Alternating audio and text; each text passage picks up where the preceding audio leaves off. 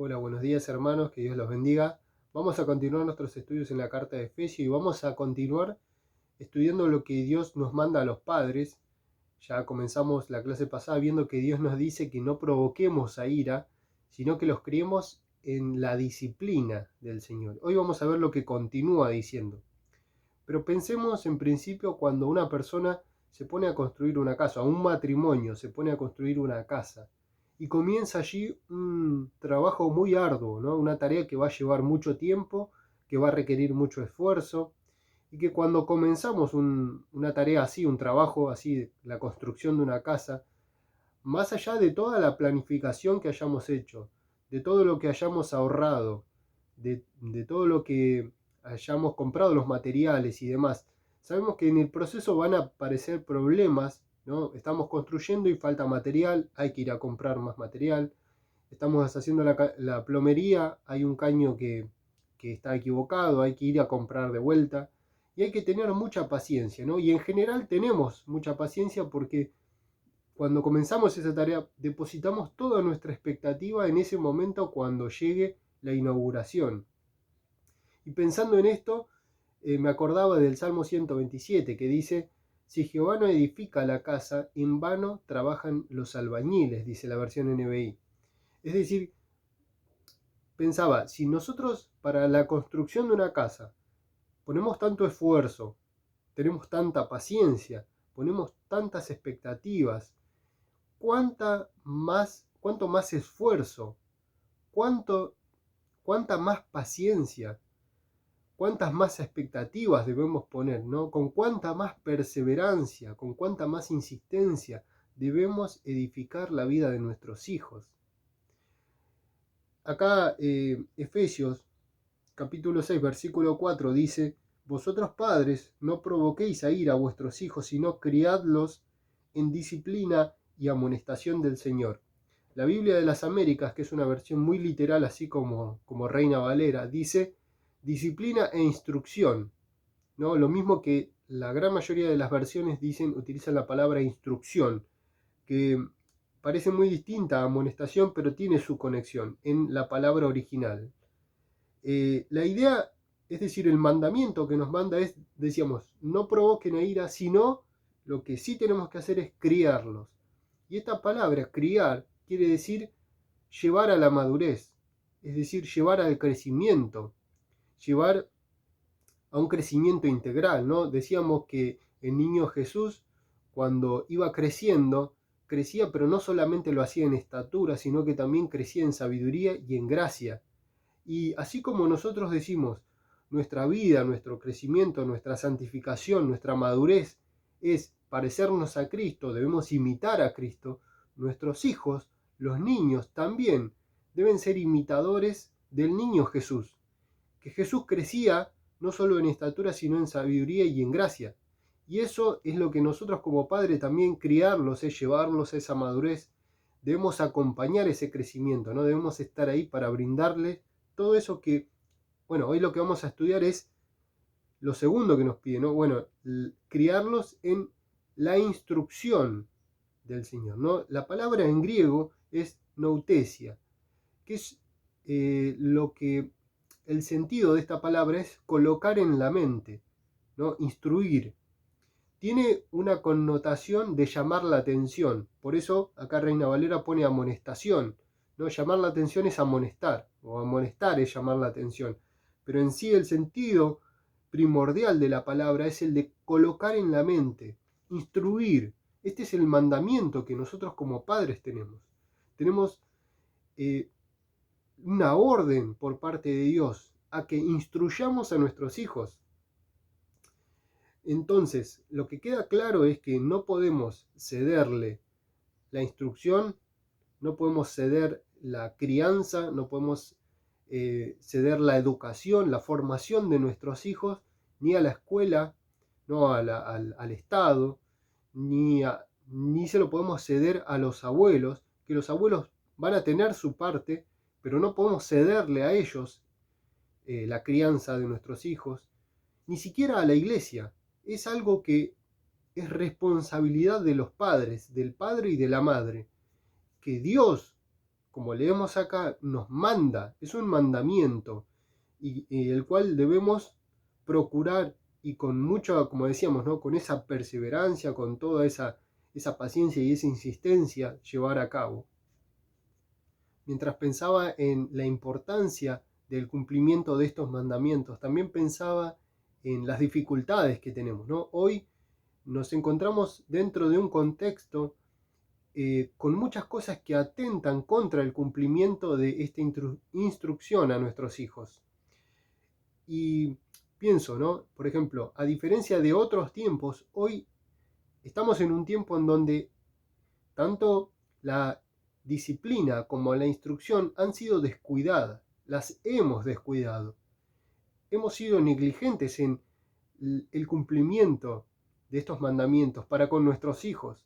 Y no hablamos de nosotros, de hoy particularmente, sino ya de un tiempo atrás, ya de generaciones anteriores, en donde se ha venido descuidando de alguna forma el cumplimiento de esto, ¿no? Si pensamos, por ejemplo, en tiempos más antiguos, cómo el pueblo, por ejemplo, llevaba a cabo esta tarea, o en la historia, por ejemplo, tiempos más cercanos al nuestro, después de la Reforma, el tiempo de los puritanos, cómo ellos se ocupaban de llevar adelante de una manera muy diligente con estos mandamientos, ¿no? Hacia la familia, hacia los hijos, tanto en la disciplina como en la instrucción. Nos damos cuenta de que nosotros no cumplimos de esta misma forma, ¿no?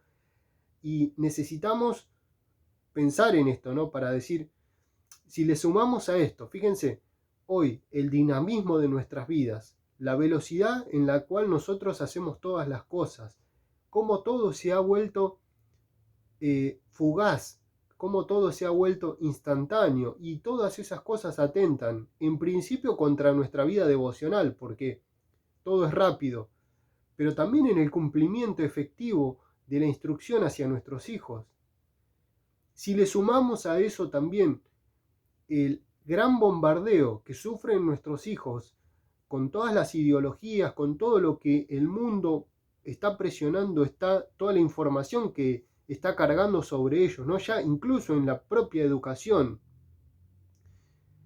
Nos encontramos en una situación en donde como padres debemos redoblar esfuerzos para llevar a cabo esta tarea que Dios nos manda. Y a la luz de la palabra incluso debemos replantearnos nuestras vidas.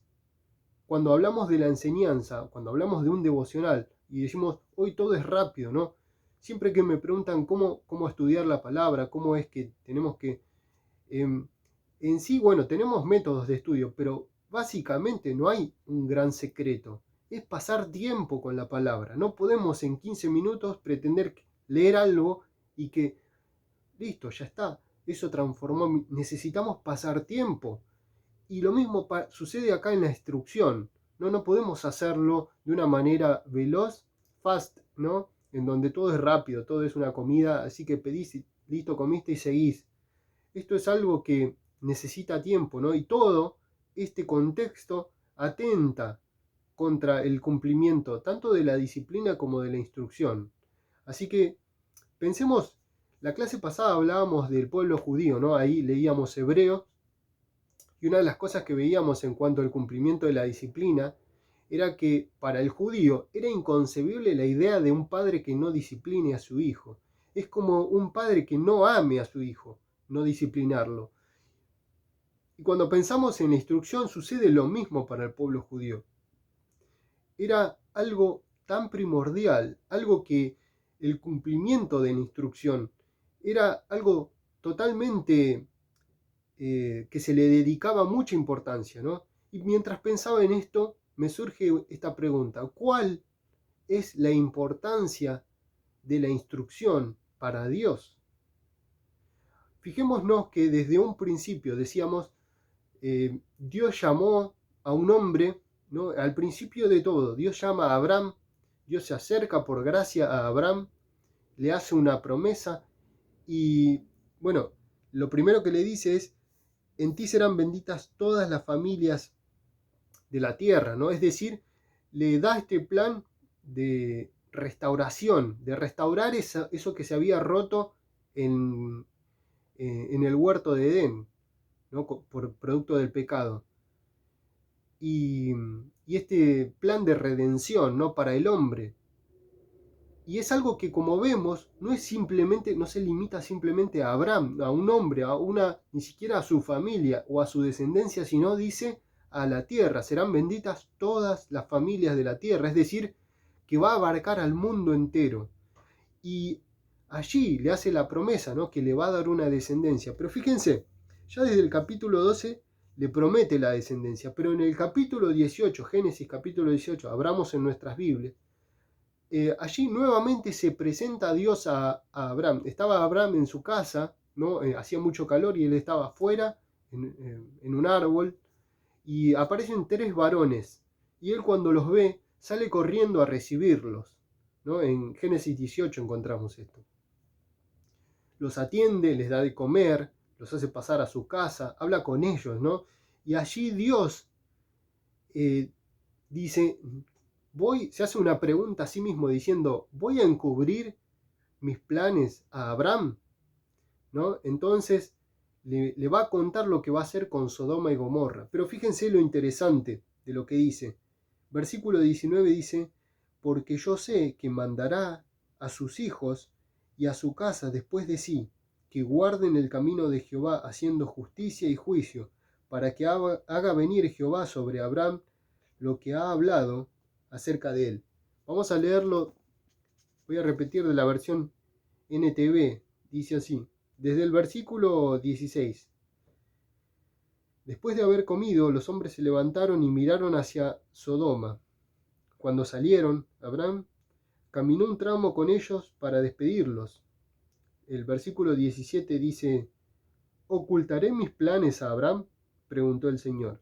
Pues Abraham, sin duda, llegará a formar una nación grande y poderosa, y todas las naciones de la tierra serán bendecidas por medio de él. Y acá el versículo 19. Yo lo escogí a fin de que él ordene a sus hijos y a sus familias que se mantengan en el camino del Señor, haciendo lo que es correcto y justo. Entonces yo haré por Abraham todo lo que le he prometido. Es decir, vemos que Dios llama a Abraham y le dice, porque yo sé que él va a enseñarle a sus hijos. Yo sé que él va a compartir con sus hijos.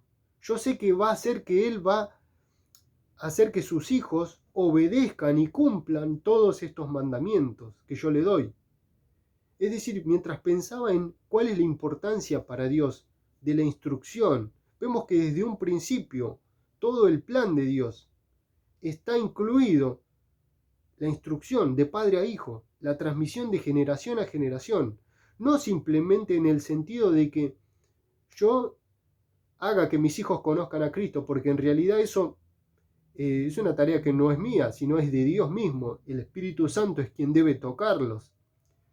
Pero lo que sí está en nosotros es instruir a nuestros hijos en ese camino para que Dios utilice toda esa instrucción y Dios en su momento toque sus corazones.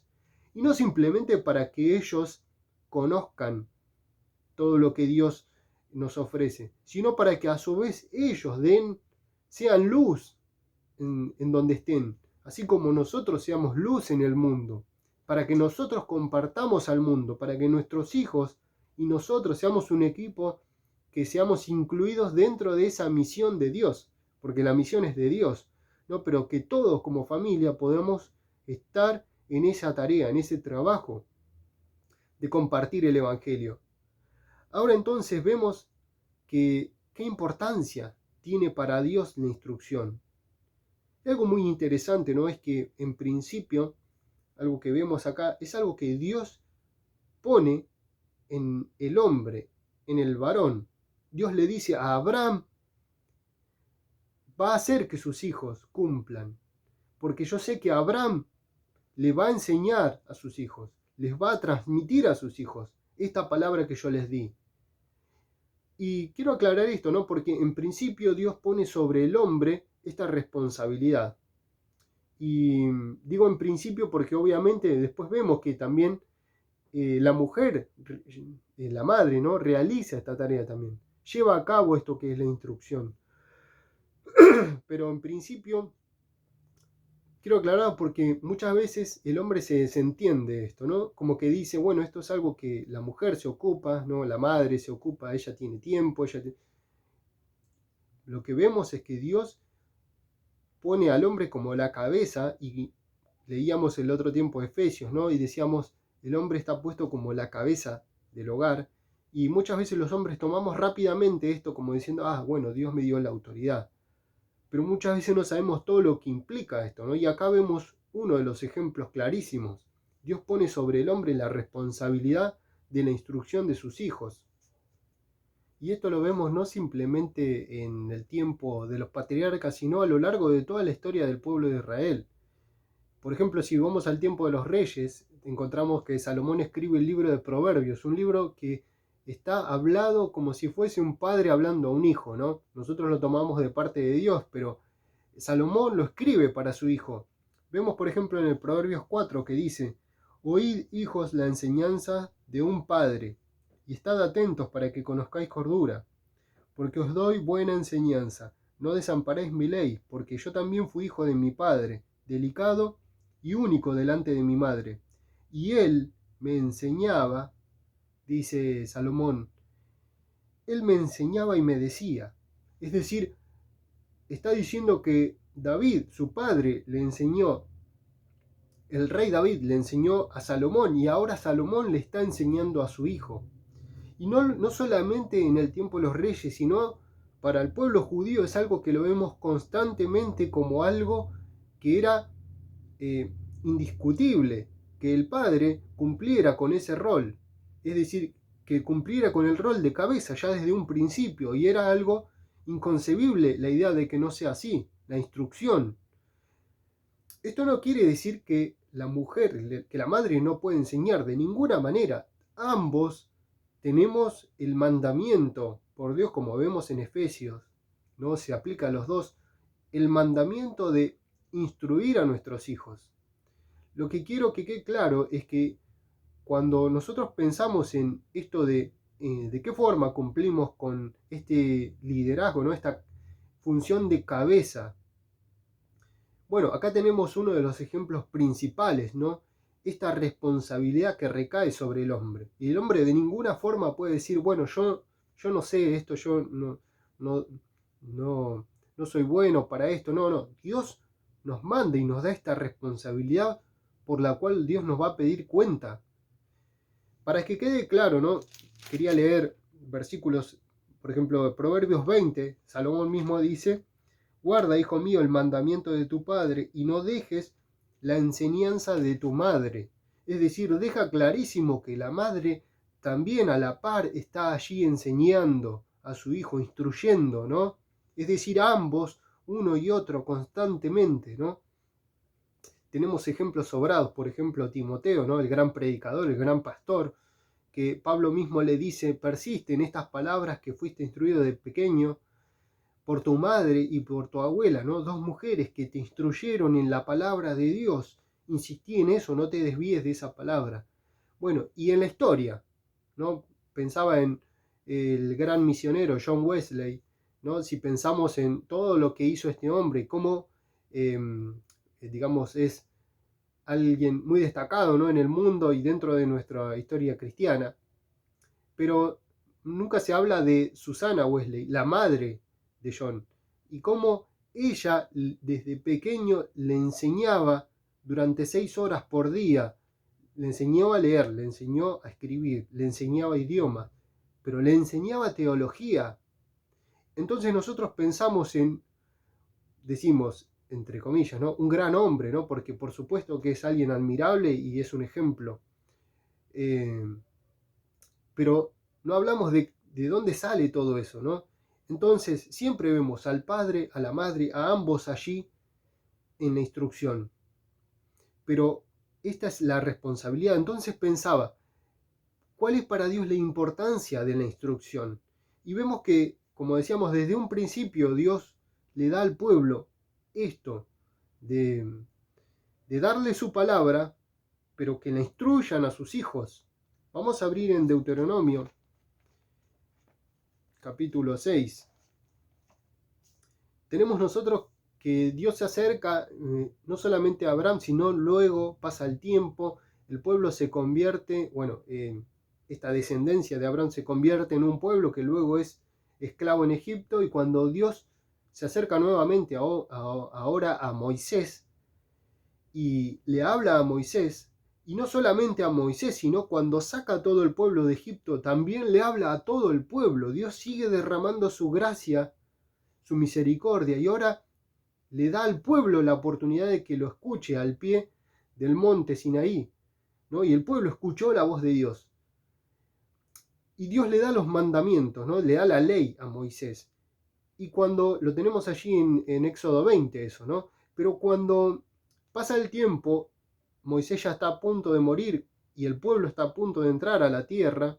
Ahora la nueva generación, ya los otros perecieron en el desierto, pero la nueva generación que nació en el desierto le repite todo para que ellos conozcan todo lo que sus padres habían vivido, ¿no? Cómo Dios los sacó de Egipto. Y repite nuevamente en el capítulo 5 de Deuteronomio los 10 mandamientos. Si abrimos nuestras Biblias en Deuteronomio, vamos a abrir. En el capítulo 5 tenemos allí todo el repaso de los 10 mandamientos y de cómo Dios le habló al pueblo allí en el monte, ¿no? Al pie del monte estaba el pueblo y ellos temieron a la voz de Dios. Pero inmediatamente después de esto nos encontramos con el capítulo 6, que es muy conocido estas palabras, ¿no? Estos versículos, pero están dentro de este contexto de lo que viene él repitiendo los mandamientos. Deuteronomio 6, versículo 1 dice: estos pues son los mandamientos, estatutos y decretos que Jehová vuestro Dios mandó que os enseñase, para que los pongáis por obra en la tierra a la cual pasáis vosotros para tomarla, para que temáis a Jehová tu Dios. Este es ¿para qué?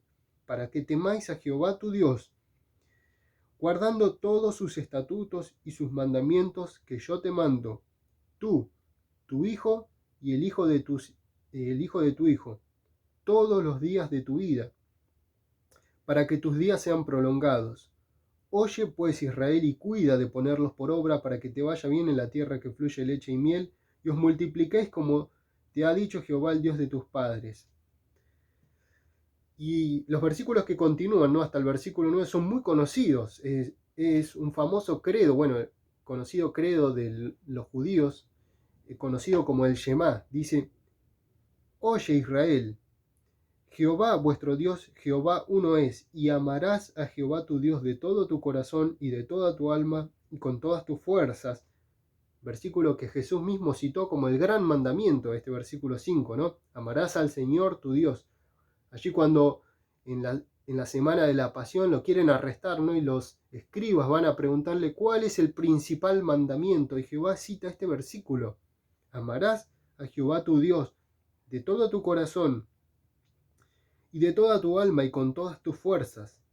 Continúa diciendo, fíjense: y estas palabras que yo te mando hoy estarán sobre tu corazón, y las repetirás a tus hijos, y hablarás de ellas estando en tu casa y andando por el camino, y al acostarte y cuando te levantes, y las atarás como una señal en tu mano, y estarán como frontales entre tus ojos, y las escribirás en los postes de tu casa y en tus puertas. Son versículos muy conocidos, pero están escritos dentro de este contexto, en donde Dios le da a Moisés la ley, le da los 10 mandamientos y inmediatamente después les dice esto. Los versículos 1 y 2, ¿no? Nos dicen: yo les doy estos mandamientos para que los pongan por obra. Versículo 2, para que teman a Dios, a Jehová su Dios, guardando todos estos estatutos y mandamientos que yo les mando, tú, tu hijo y el hijo de tu hijo, todos los días. Es decir, lo que vemos es que obviamente es importantísimo para Dios la instrucción de los padres a los hijos.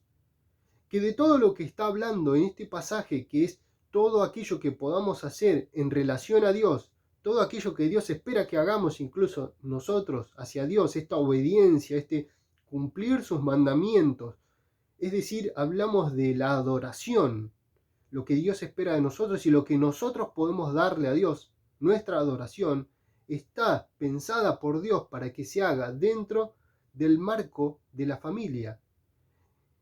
conjuntamente con nuestros hijos y nietos. Eso es lo que está diciendo. Así es como Dios se lo dio a Moisés y Él se lo da ahora a esta nueva generación para que no descuide esto. Tal es así que el pueblo se da cuenta la importancia de estas palabras, que estos versículos lo toma como un credo que todos debían saber de memoria, absolutamente todos. El Shema es un credo que todos debían saber de memoria. Y cuando pienso en esto, digo, qué importantes son estas palabras para nosotros, para nuestro tiempo, para entender cuál es la importancia para Dios de la instrucción a los hijos. Todo lo que podemos hacer está pensado por Dios para que se haga dentro de la familia. Toda nuestra adoración. Y cuando hablamos de adoración, hablamos principalmente de la obediencia a Dios.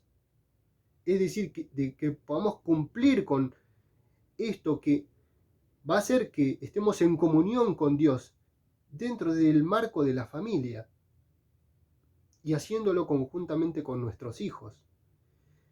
Realmente es muy importante que pensemos y que lo tengamos en claro, no simplemente para que, digamos, porque queremos tener familias felices, porque queremos tener hijos felices, sino porque lo que queremos para nuestros hijos y de nuestros hijos es que en su momento Dios toque sus vidas, toque sus corazones y que ellos puedan servir a Dios, que ellos puedan no estar tranquilos, cómodos en sus casas, sino pagando el precio de lo que implica ser un seguidor de Cristo, estando dispuesto a sufrir, a padecer por la causa del nombre, así como lo hacían los verdaderos cristianos, así como lo hacen los verdaderos cristianos. Y pensaba en estas palabras que Jesús mismo citó como el principal mandamiento, ¿no? El versículo 5, amarás al Señor tu Dios con todo tu ser. Básicamente lo que está diciendo es eso, ¿no? Con toda nuestra vida, con todo lo que somos. Y lo que continúa diciendo es que estas palabras las repetirás a tus hijos y les hablarás. Es decir, y vas a llevar a tus hijos a que también amen a Dios de esta forma. Que su amor sea por Dios con todas sus vidas. Y lo que vemos acá es que, ¿no? Después lo que continúa diciendo es que en todo momento está la palabra de Dios, que en todo momento, en toda circunstancia, en todo ámbito de nuestra vida, está la presencia de Dios constantemente, ¿no? Y fíjense, vemos acá, dice, y de esta forma les vas a transmitir, ¿no? Los vas a instruir a tus hijos. Fíjense que el versículo 7 diciendo, les repetirás estando en tu casa, andando por el camino, al acostarte, cuando te levantes, ¿no? En todo momento. El versículo 8 dice, y las atarás como una señal en tu mano. Quiere decir en todo lo que haces con tus manos, ¿no? No sé, estás cocinando, bueno, allí está una lección de la palabra de Dios. Estás trabajando, estás pintando, allí encontramos una lección de Dios. Estás escribiendo, en lo que sea que esté haciendo, está como una señal en mi mano la palabra de Dios. Y allí, en cualquier circunstancia, podemos sacar una lección para hablar a nuestros hijos y transmitirle de una manera, ¿no? En lo cotidiano. Continúa diciendo, estarán como frontales entre tus ojos. Quiere decir, en todo lo que pensás, allí está presente la palabra de Dios. ¿No? Entre mis ojos hace una referencia a mi cerebro, a mis pensamientos. El versículo 9 dice, y las escribirás en los postes de tu casa. Quiere decir, cuando salís de tu casa tenés presente la palabra de Dios. Cuando entras a tu casa tenés presente la palabra de Dios. Y en tus puertas. No es una referencia a las puertas de la casa, sino a los portones de la ciudad, ¿no? Sabemos que en este tiempo antiguo las ciudades tenían murallas y con grandes portones, y los portones era el lugar en donde se hacían los negocios. Es decir, es una referencia allí en ese momento, cuando vas a comprar o vender, también estará presente la palabra de Dios en el trabajo, en cualquier situación, en cualquier circunstancia, tenemos la oportunidad de sacar una lección para hablar a nuestros hijos. Y todos estos versículos responden muchas preguntas, ¿no? Respecto de la instrucción. ¿Cómo debemos hacerla? ¿De qué manera? ¿Cuándo? ¿Dónde? ¿En todo momento? ¿En todo lugar? Ya sabemos, ¿no? Pero vamos viendo que, bueno, una de las cosas que nos deja claro es que la forma de instruir a nuestros hijos es con nuestras propias vidas, es en lo cotidiano, es con nuestro ejemplo. Entonces, nosotros no podemos decirles a nuestros hijos, yo no puedo decirle a mi hijo, a mis hijos que tienen que leer la palabra de Dios todos los días, si nunca me ven leyéndola, si nunca me ven estudiándola. Yo no le puedo decir o no puedo pretender que ellos oren si nunca me ven orando, si nunca me escuchan orando. Es decir, somos los padres los que les enseñamos a nuestros hijos a no congregarse. Se lo enseñamos con nuestro ejemplo, porque acá lo que nos muestra es que la forma de transmitir es con nuestras propias vidas. Entonces yo puedo hablar muy lindo, puedo saber muchísimo, puedo enseñar y hablar y estar diciéndoles y marcándoles, pero si yo no vivo lo mismo que predico, entonces no le estoy transmitiendo absolutamente nada. Al contrario, lo que le estoy transmitiendo es una hipocresía. Dios, lo que queda claro acá en estos versículos es que no existe una vida secular. Esa palabra la escuchamos muchísimas veces. Eso no existe, no existe tal cosa. O sos cristiano o no lo sos. Si soy cristiano, lo tengo que ser las 24 horas del día, los 7 días de cada semana. Es decir, no hay un tiempo para ser cristiano. Yo le puedo enseñar a mi hijo que no hay que mentir y después al tiempo decirle que no estoy. Entonces, la mentira es mentira. La forma de enseñar, la forma de instruir, la manera de hacerlo es con nuestro ejemplo. Y eso es un ejemplo para poner, ¿no? Que muchas veces podemos decir, es algo chico, la mentira ni siquiera debiera hablarse en el ámbito cristiano, porque la mentira es la herramienta de Satanás. Satanás es el padre de mentira y nosotros no tenemos nada que ver con eso. Nosotros somos luz.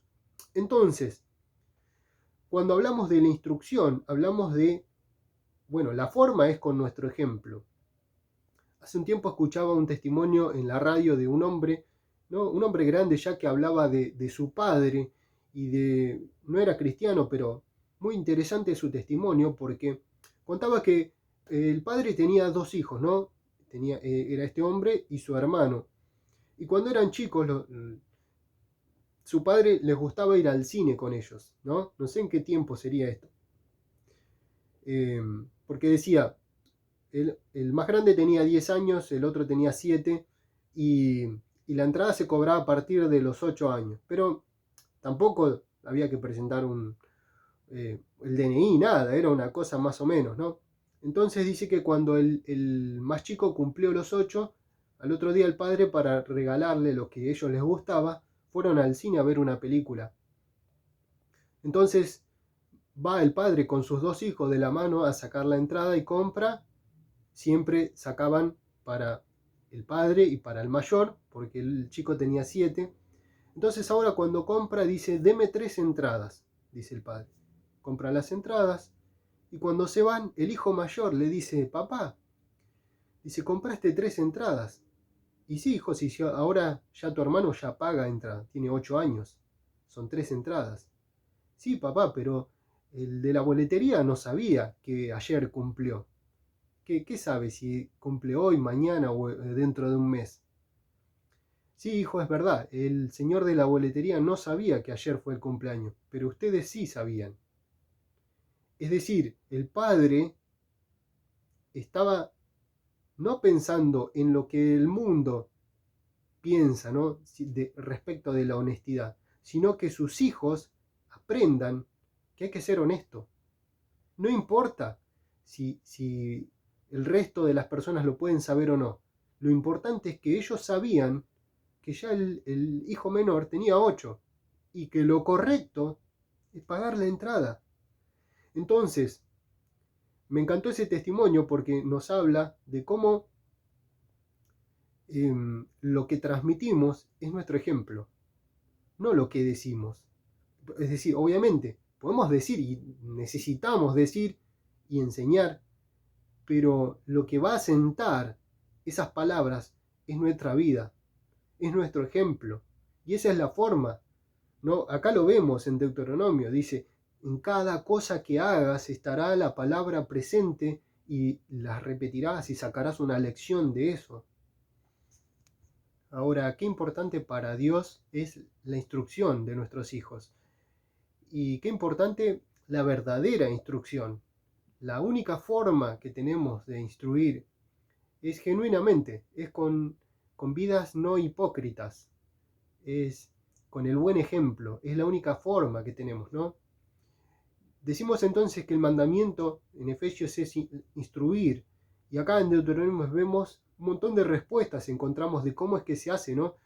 Vemos la forma de hacerlo es genuinamente, en qué momento, vemos que cualquier momento es oportunidad, en qué lugar, vemos que en cualquier lugar tenemos la oportunidad que podemos aprovechar para instruir a nuestros hijos en el momento y en la circunstancia que estemos, pero no respondimos cómo es que debemos hacerlo, ¿no? Y es lo primero que dice, y lo dejé para lo último porque meditaba mucho en este versículo 7, ¿no? Allí nos dice cómo es que debemos instruirlos. Versículo 7 dice, y las repetirás y hablarás estas palabras, este mandamiento, ¿no? Y este amor a Dios con todo tu ser, esto que tenés que hacer, también lo vas a poner sobre tu corazón y se lo vas a transmitir a tus hijos, dice, y lo vas a repetir, ¿no?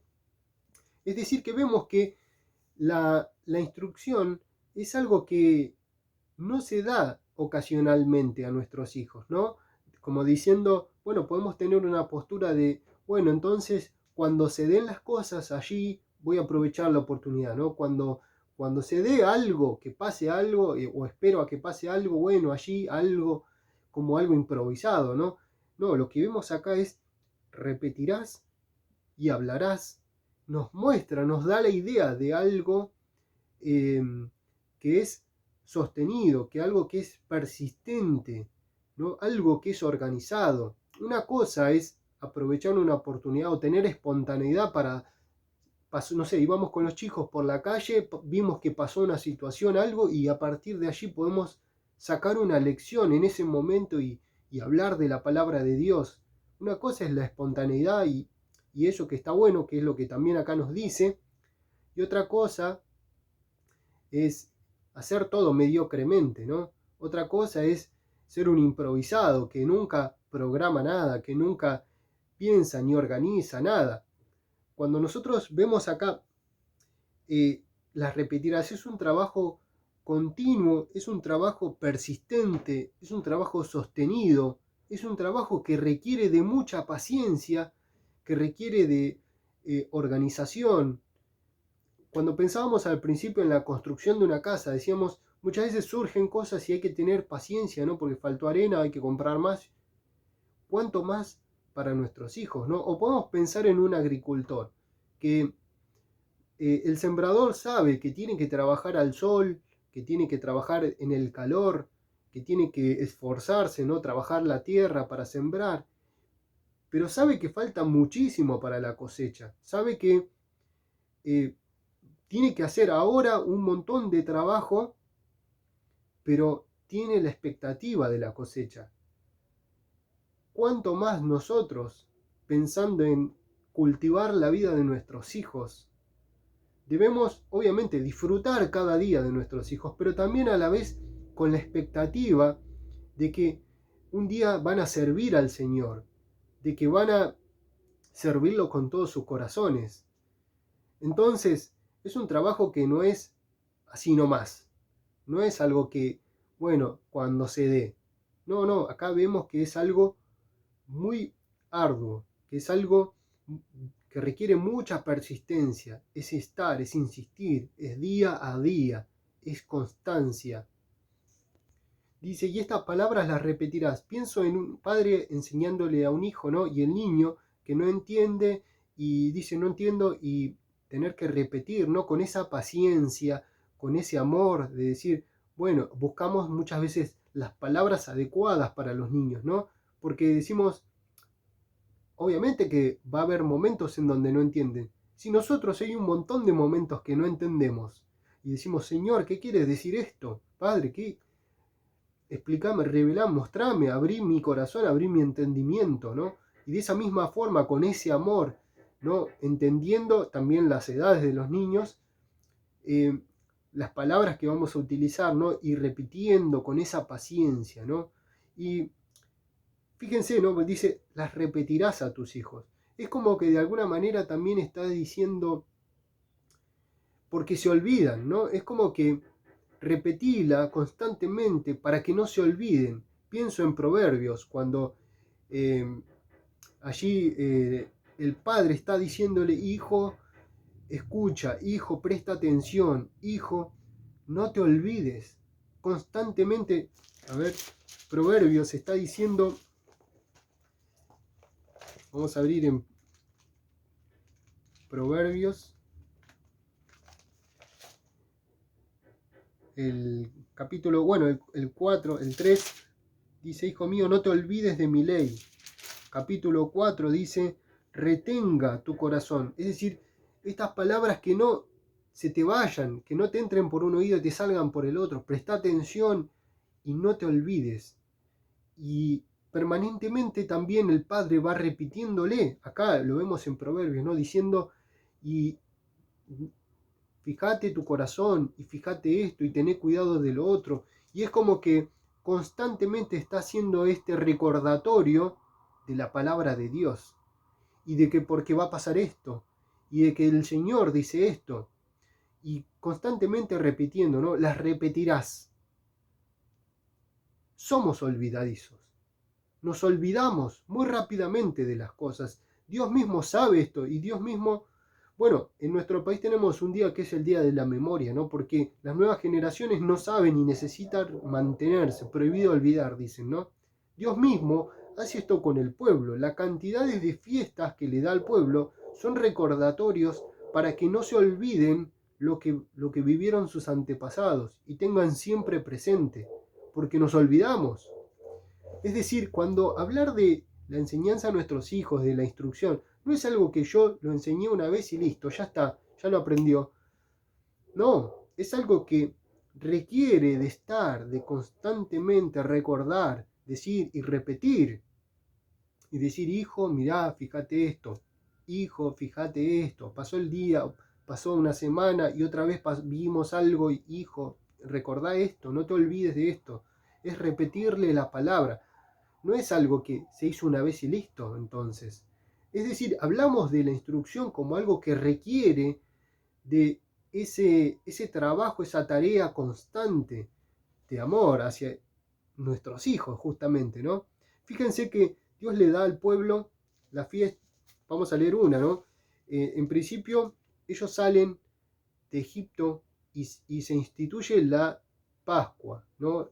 El Pesaj, para los judíos que hasta el día de hoy lo celebran, ¿no? La antigua Pascua, que para nosotros obviamente recordamos con la muerte de Cristo, pero en principio la Pascua se instituye luego de la salida de Egipto. Y en esta Pascua ellos tenían que recordarlo todo el tiempo haciendo distintas cosas, ¿no? Primero comían un cordero asado y eso recordaba el cordero, de cómo, ¿no? Ellos tuvieron que manchar con la sangre para que sus hijos no mueran. Tenían que comer pan sin levadura, que también daba para que ellos recuerden que ellos cuando salieron de Egipto salieron de una manera tan apresurada que agarraron la masa que habían preparado para el otro día y esa masa no había leudado. Fue tan rápida, tan repentina la salida de Egipto que la propia masa que habían preparado la noche para el otro día no había dado tiempo a leudar. Entonces la masa quedó dura y eso comieron de camino. Y ellos tenían que ahora comer pan sin levadura para recordar eso que pasó, las hierbas amargas, para saber el momento de llanto que fue esa noche, ese momento, esa noche tan amarga que fue, y la iban a recordar comiendo hierbas amargas. Y todas estas instrucciones que Dios le daba al pueblo era para que recuerden. Y fíjense lo que dice Éxodo capítulo 12, versículos 25 al 27, dice: y cuando entréis en la tierra que Jehová os dará, como prometió, guardaréis este rito, el Pesaj, la Pascua. Y cuando os dijeren vuestros hijos, ¿qué es este rito vuestro? Vosotros responderéis: es la víctima de la Pascua de Jehová, el cual pasó por encima de las casas de los hijos de Israel en Egipto, cuando hirió a los egipcios y libró nuestras casas. Entonces el pueblo se inclinó y adoró. El recordatorio era para los hijos y para las nuevas generaciones, y hasta el día de hoy lo hacen, para que no se olviden lo que Dios hizo con su pueblo. Cuando tus hijos te pregunten, ¿qué es esto que estamos haciendo? Es decir, en cualquier circunstancia que se da, ¿no? Es la oportunidad para hablar la palabra de Dios, para instruir, para enseñarles, para transmitirles.